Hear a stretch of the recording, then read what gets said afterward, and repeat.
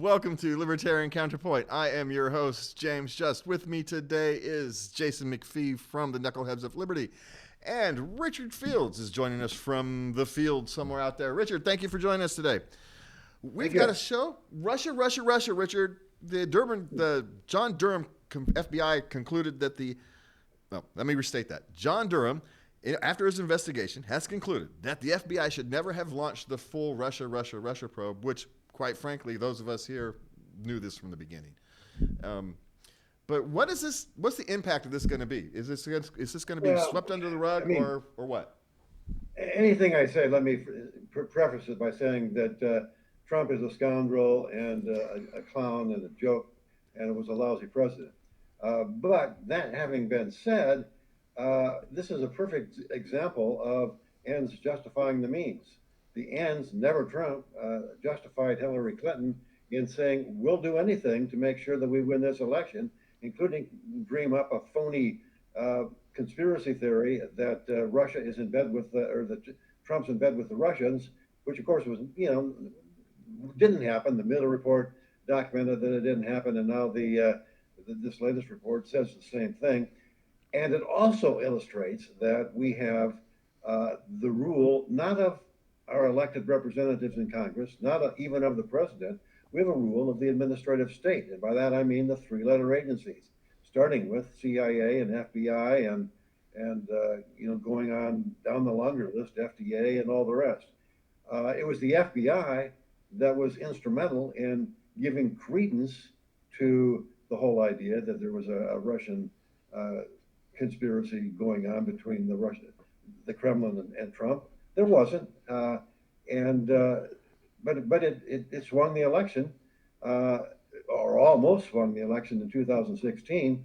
And add to that the CIA denial that the Hunter Biden laptop story, saying that was also Russian disinformation.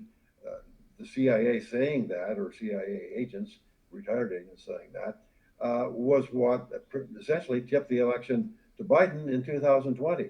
So we've got the administrative state brazenly, it used to be kind of behind the scenes, but now they're brazen about controlling the electoral process as well as the internal mechanizations of government. Jason? Well, I think, it's hard to call it anything else other than a coup. You literally had the top people in the CIA, the FBI, Hillary Clinton, Joe Biden, Obama, all aware that these fake stories were being planted going into the election about Russia, and Orange Man bad. And to me, it seems like they've irreparably potentially destroyed faith in our institutions, because perhaps maybe they have finally done the magic trick to turn all Republicans into libertarians. Maybe we can hope they'll all have their trust in government completely destroyed. But I just can't see how we proceed. If you're a Republican, you've got to be looking at this and saying, well, it doesn't really matter what they say the rules are. They're going to say that we're the ones breaking them, when in reality, they're the ones breaking them. So wasn't that the case, right? Yeah. We sit here and talked about misinformation, spreading lies, spreading misinformation, election interference, and the very people who were talking about that the loudest were the ones engaging in it. Or am I just right? Am I imagining this, Richard, or is this I'm remembering history correctly? No, you're absolutely correct. I mean, whenever people complain about misinformation, assume that they are promulgating misinformation. Anybody that's calling everybody else a liar, assume that they're probably lying as well. I mean, it's this is propaganda 101, really, and it's when you can't make a cogent argument in favor of your side, malign the other side. That's what's going on. Yeah, and it worked, because most voters righteously have lives to live. They've got livings to earn. They've got families to take care of. They haven't got time to fact check every single politician out there asking for their vote. So the ones that make the loudest noise in a credible way, or seemingly credible way, are the ones that end up getting elected. And the ones that are controlling those who get elected are at the three-letter agencies. The deep state, the administrative state, whatever you want to call it. It's the government behind the government, the people, the civil servants, the bureaucrats, the people that never get fired, that are always there, that span one administration after another and one congressional election after another. Those are the people that are in control, and it's the downfall of democracy. If you want to lament democracy, or one of them, and I'm not a big fan of democracy per se, but when you have no democracy and a de facto control of government by civil servants, you got a problem. We have a problem. Yeah. So what do we do about it? We sitting here. We've had the letter agencies, the alphabet agencies, the bureaucratic state are now interjecting themselves into the democratic process. They are spreading misinformation. They are manipulating our elections. So what do we do? Why aren't heads rolling? Why aren't people being fired or people being put in jail? If we did this, we'd be in jail. They're in control. I mean, the administrative state is in control. The only way to do it is to get rid of the fiction that Congress can be effective by saying, let's do a good thing. Let's make a good thing happen. We will pass a law saying good things must happen, and we will appoint an administrative agency to enable those good things to happen. We'll give that administrative agency the power of writing laws, drafting regulations is what they call it, but essentially it's writing the law. Then that will give them the power to enforce the law, and third, will give them the power to adjudicate the law. When you have all three functions of government effectively in one agency, you're going to have abuse of the public. So the only way you can get away from that is get away from the idea that Congress can delegate its power to administrative agencies. That's what's been happening, and it's a decades-long, centuries-long process. I don't know how you. Yeah, it's going to be a long. That's what has to be done. Yeah, it's going to be a long trip, isn't it, Jason? Trying to defang the administrative state, so to speak. Oh, it's going to be huge. But getting back to the one issue too of these alphabet agencies, the FBI, CIA, and all that. I think one of the things people have to come to terms with too is anytime you have a secret police, the biggest secret really is that police is going to be used on the population. It's not going to be used to protect the population. It's going to be used to control the population. I mean, that's really what's going on when you give power to some secret policing agency. But yeah, as far as government becoming big and into so much of our lives through the administrative state, I think the biggest issue there is we've just got to understand we have to stop having so much faith in government to solve our problems, because as long as we have so much faith in government to solve our problems, we're going to keep on giving them power and resources, and essentially that means taking our resources and handing it to them and letting them do God knows what. So. Yeah, and it's kind of what happens, right? We're going to move on here for a second. There's a conversation, right, about what is and what isn't political these days. We hear it like in education where people say this conversation shouldn't be politicized, but yet they're trying to change public policy. Of course, it is policy and politics. They kind of run hand to hand, right? So recently there was a subway death. There was a death in a subway, right, where there was an altercation in a subway, and a rider, and one of the riders was got the man in a chokehold, and he passed away. Mm-hmm. And so now there's this big brouhaha over it, right? And this is the Jordan Neely story, I guess. Yeah, the names, me and names, yeah. Jason. I'm terrible with names. And now people are saying this shouldn't be political, but you're having, it's policy has caused this, right? And I don't know, maybe I'm just out of this, but there's got this notion that only liberals are allowed to not be political, right? If you're a libertarian, you're a Green Party, you're a Republican, or you're even not, if you have a view that sits outside the liberal bubble, you are being political, not them, right? Or am I kind of crazy here, Jason? Am I explaining this properly? Oh, I think that's somewhat accurate. I mean, essentially, people tend to think, what they want when they give power to government is somehow not controversial or not political. They tend to think it's just simply right, and why doesn't everybody see it my way and go along with it? So I mean, this is one of the problems that we have when we put power into government is that ultimately it makes more and more of our lives political, because instead of me deciding on an individual basis what I want to do, or my neighbor, or everything, suddenly we're making decisions for each other. And once you get into that part, it's all political. So yeah, and then what do we do about that, right? When all of life is political, and how do we get out of that?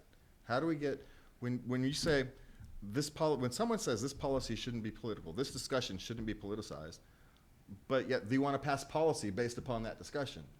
Well, how do we fight this notion that it shouldn't be political? I don't understand how. See, I'm actually having trouble wrapping my head around it so much that I'm having trouble wrapping my head around it, Richard. Can you help me out here? Do you know what I'm trying to say? It's just it's so convoluted that my brain is not actually functioning over this thing, and it's embarrassing, quite frankly. Whenever you hear people talking about policy, politicians or administrators or whatever, they are talking about politics. I mean, the same root word, policy, is the same root word as politics.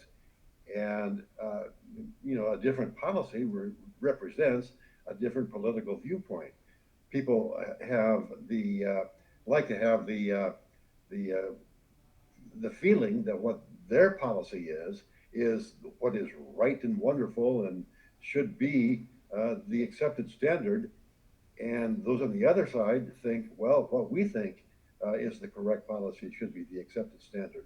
And they accuse the other side of being political when, in fact, of course, since the argument is about policy, both sides are being political. It's just that simple. Well, and I just wanted to jump in there too. It seems like the only party that really isn't political in a sense, and I'm sure the other parties wouldn't describe it that way, but it's the Libertarian Party, because we don't want to be making decisions for everybody else. I mean, we are literally advocating that, hey, leave us out of it, right? I mean, that's not a policy. Well, oddly enough, I'm gonna push back against you, because we want to remove policy. That is political. The desire to remove policy is actually a political discussion, and we shouldn't pretend that we're not. It's yes, we want to be politics. We want to do politics differently, but it is still politics. So it's a strange. I get what you're saying. It's a strange view of politics, because we're not used to politics being removing power from government. We're thinking about politics as adding power to government. But it's still.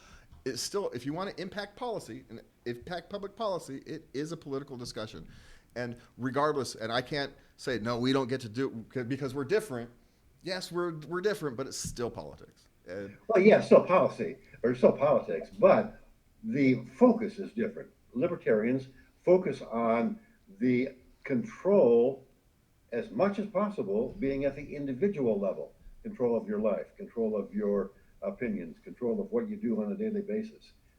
Democrats, Republicans, and every other organized party focus on that control being somewhere else, somewhere. Individuals need to be controlled by government at the county, federal, or state level. That's the egotistical controlling mindset, is that individuals are not capable of controlling themselves. Therefore, a paternalistic big government has to make sure that everybody, nobody does things that will get them in trouble, and everybody is being taken care of. Well, we're getting taken care of, that's for sure. Well, taken care of. Everybody wants to be taken care of differently. So the notion, again, the notion of that, well, everybody's going to be taken care of by this one political decision is silly. It's just straight up silly. And the only way you can have the diversity of humankind is freedom. I mean, I think we've proven that over the course of humanity. It's, sure, freedom is how humans thrive. But on the whole politics thing, I think one of the big issues is when you're trying to politic, I guess, against somebody having the ability to control what you do. To me, it's like that aggression story, right? If somebody aggresses against you, it's not really aggression to push back, right? And to me, that's what I think libertarians are doing. I don't think we're really being political in the sense of of trying to control what other people are doing. We're just like kind of pushing back, saying, "Hey, stop!" Yeah. Right? But my point is, it's still Sure, political. sure. It's still, I'm just so distressed at how much politics has entered into our normal daily lives, our education system, our workplaces, our family lives, and that's kind of where I am just deeply disappointed with the direction of the country at the moment. Anyway, speaking of disappointed at the direction, Biden appointed Massachusetts prosecutor had to resign because she leaked Department of Justice information and attended Democratic fundraisers, and she essentially just violated all kinds of Hatch Acts. We've all talked about the Hatch Act violations, and no one really cares. But this woman went Hatch Act violations like on steroids, and so even her friends had to say, "No, you got to go."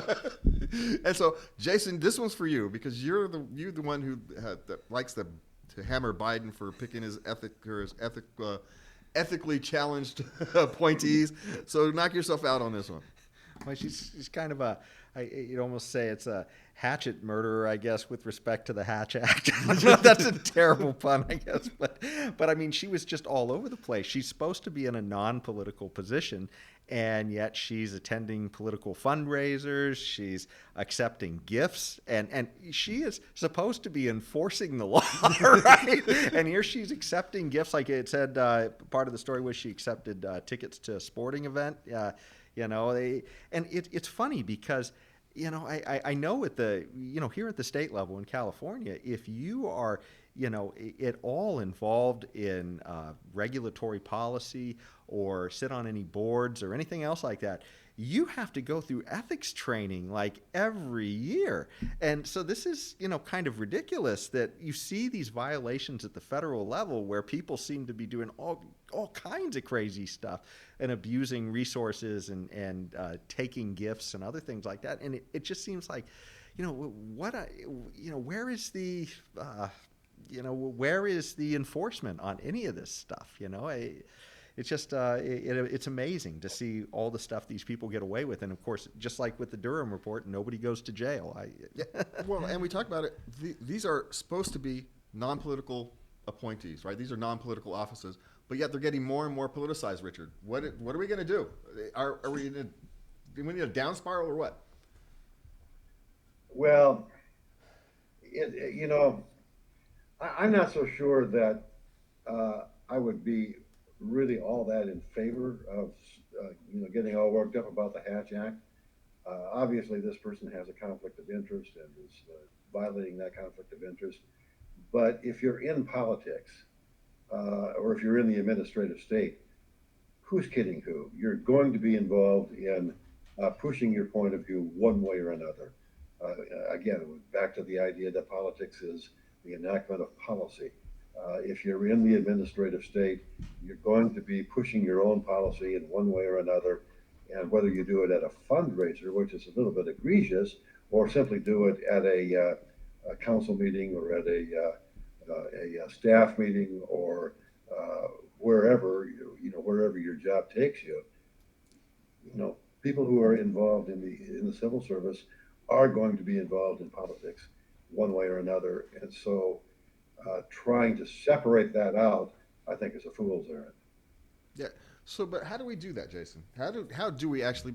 Is it transparency is the issue? Is having these people fine? You get to be politics because it's kind of silly to expect, someone to completely drop their political perspective when they get in office like this. But maybe is maybe mass transparency the answer? Is that something we can do? Well, but I don't even know if when government gets so big, even if you said it was going to be transparent, who has the time to look? I mean, if we're here in California, like we would have the time to look at what some Boston prosecutor is doing somewhere. I mean, this is where it gets to the issue that we've got way too many laws.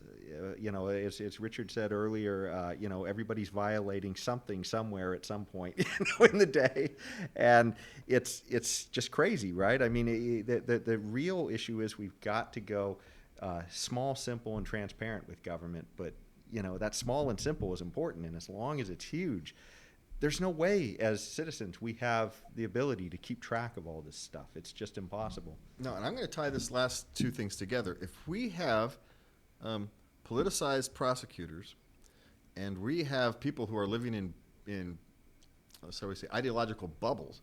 Are we not in serious danger of political prosecutions, and are we not seeing them already, Richard? I'm sorry. Are we seeing political prosecutions more and more? And is part of that the reason we're seeing these political prosecutions because we are having more and more political prosecutors? Well, I think it gets back to the ends justifies the means, and as long as you have hundreds of thousands or at least thousands of laws on the books, you can find something to prosecute everybody on. And if it's your political enemy or somebody who has a different political viewpoint than you do, and you're a prosecutor, well, fair game. The ends justify the means. Let's go after them, silence them, cancel them. I think is the current terminology. The whole urge towards censorship. That's what it's all about. It's about making sure that no alternative viewpoints ever get the time of day. Never get heard by people who haven't made up their minds yet. Yeah, all while patting yourself on the back for being morally superior, right? And so you talked about no opposing point of view heard. Vice Media has had to sell itself as it files for bankruptcy. Now, Vice Media is this. They used to kind of do a lot of wide kind of fluff pieces, right? In the last 5-6 years, they went really hardcore into left-wing ideology and left-wing Democrat left-wing content. And well, now they've had to sell themselves. You can kind of think of it as get woke, go broke. But my question is, with so many outlets trying to cater to that, what is essentially a niche market, you're only talking at most 25% are people who are that left wing. Isn't it simply just a part of market economics that there's not enough customers for all the outlets that are trying to push that perspective? And you think, but if you take a look at the media in general, there is one, maybe two conservative outlets, Fox and Newsmax, on television, and maybe the Wall Street Journal, and maybe a couple of other newspapers, and they're in the rest, and ABC, NBC, CBS, all of the cable news networks except for Fox. As well as the majority of the podcast or internet broadcasters like Vice and BuzzFeed and so on are all either left or center left. And you would think that in a marketplace there wouldn't be enough room for all of those left, center left outlets, and that there would be room for more right-wing outlets. Of course, talk radio AM talk radio is right wing, but that's not the way it's working out. And I'm not sure how to explain that legacy media, which is left or center left, ends up continuing to dominate. Although certainly not to the extent that it did as little as 30 years ago, but it's still in the driver's seat. I think part of it is the legacy of the New York Times. They have such a venerable position and such an enviable market share that they can push their nonsense as gospel and get by with it. I'm not sure how long that will last, but it's for sure still going on now. Yeah, I think the legacy media is part of the problem. I think Fox News on its best days have like 3 million viewers. That's nothing in a country of 330 million people. 3 million viewers is really actually small, but yet they're the ones leading the cable news. So maybe it's perception, or perception that these news medias have a bigger impact than they really do. Is something like podcasts or YouTube maybe a better outlet? Well, I think that some of this has to do with, Jonathan Haidt talked about this in some of his talks online, that the universities, essentially in the social sciences, have massively polarized, I guess, where you went to the point where maybe in the 60s or 70s you had a split that was maybe 70% people on the left in a particular department and 30% on the right.